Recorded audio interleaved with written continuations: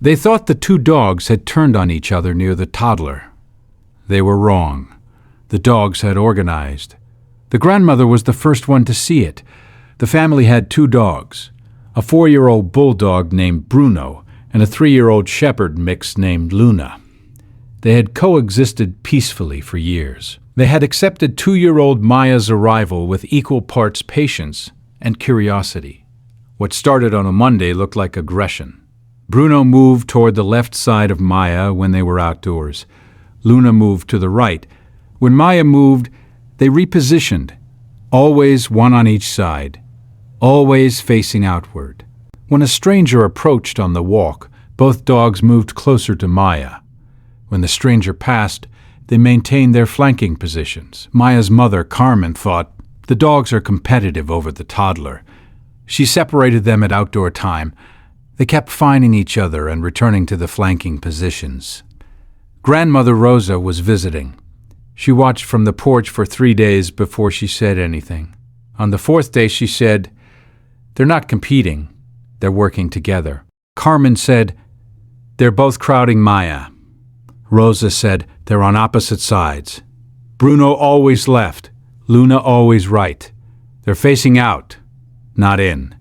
Watch where they're looking." Carmen watched. Bruno faced left, toward the road. Luna faced right, toward the overgrown section at the side of the yard. Both facing outward, both facing the directions where threat would originate. They weren't competing, they were distributing coverage. Subscribe now before the next detail, because what the canine behavioral researcher said when Carmen described the flanking behavior, the consistent side assignment, and the grandmother's observation about outward orientation is what Rosa has told every dog owner she's met since. Dr. Adai's Osei, Canine Behavioral Science, said, "What you're describing is cooperative flank guarding, a behavior documented in working dog partnerships and occasionally observed in multi-dog households that have identified a charge requiring protection."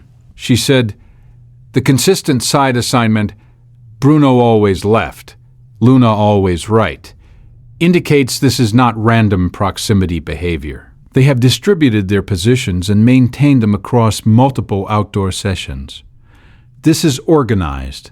She said, "The outward-facing orientation is the key element. They are not watching Maya. They are watching the perimeter. Maya is in the middle. They are covering the approaches." She said, "What prompted this?" Carmen thought about it. 3 days before Monday, a loose dog from down the block had come into the yard while Maya was playing. It had not approached aggressively. It had been removed quickly. But both Bruno and Luna had positioned themselves between Maya and the loose dog. Dr. Osei said, "The loose dog event established the threat category. They have maintained the formation in the outdoor context since." She said, "Your grandmother noticed what took a behavioral researcher to name. Has anyone outside your family, a visiting grandparent, a neighbor, ever noticed something your dogs were doing that you had stopped seeing? Tell us in the comments. Every guardian deserves to be recognized, even the ones who never ask for anything in return. If stories like this matter to you, subscribe so you never miss the next one." The flanking continues. Carmen no longer separates them.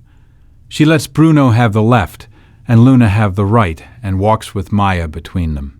Rosa went home after the visit and told her husband. 2 dogs figured out military formation before anyone thought to ask them to. He said, "What?" She said, "Trust me." Next, the golden who kept following the toddler to the kitchen, and what happened the morning the grandmother stayed at the table and watched what the dog watched.